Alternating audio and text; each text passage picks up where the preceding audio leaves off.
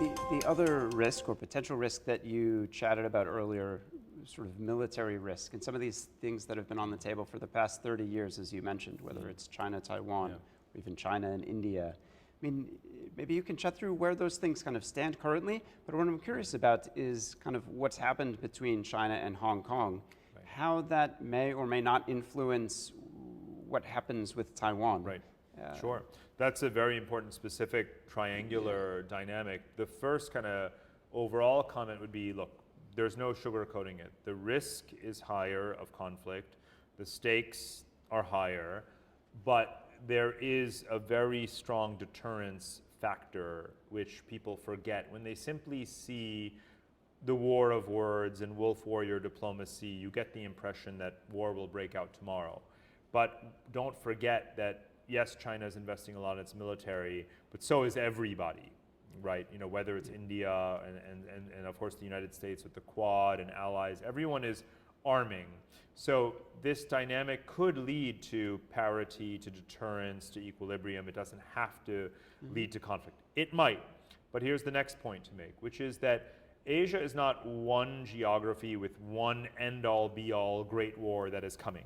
And this is one of the most sort of gross oversimplifications that's made when we talk about the geopolitics of Asia. There's a sense that, well, World War III will be in Asia. But that's very different from the wars in European history, because Europe is actually very small. You have to remember that, geographically, very, very small. All of Europe fits in Southeast Asia, right? Secondly, the ways in which alliance dynamics work in Asia and in Western history tell you nothing about Asia. Because in Asia, Asian countries don't believe in alliances at all. They would much rather watch two antagonists fight it out and be friends with both when the dust is settled. So you have to understand Asian psychology. You can't possibly make predictions about Asian geopolitics without appreciating that you're talking about an entirely different worldview from Western history. Obviously something I go into great length to explain in my book, but it's also common sense.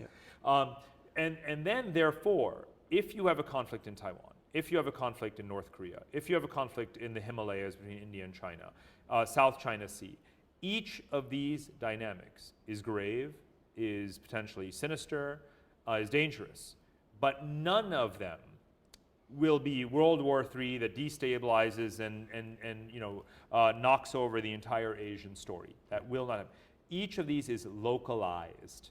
And that's critical. Again, not the chain reaction, spillover effects, escalation, and regional and global conflict as was the case in European history, right? Not true. Asians aren't going to manage these conflicts in this way. It'll be ring-fenced, isolated, aimed at settling that dispute, and then it'll be done. It may be violent, maybe nasty, ugly, loss of life, but still there will be a beginning, middle, and an end. And I hope it doesn't happen. But it could. But I have to just want to remind people that doesn't derail the Asian story, right?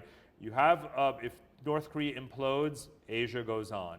You know, conflict over certain islands in the South China Sea between China and the Philippines, Asia goes on. There is life after war. And that's, otherwise Europe wouldn't be Europe. You wouldn't have European Union if you didn't have life after war. That's a lot of caveats, but they're really important. So now with Hong Kong, I mean, yes, you know, this has disturbed everyone, you know, and it sets a very bad precedent for Taiwan, but it also turns Taiwanese more against the kind of rapprochement with the mainland, so it can have, you know, counterproductive effects.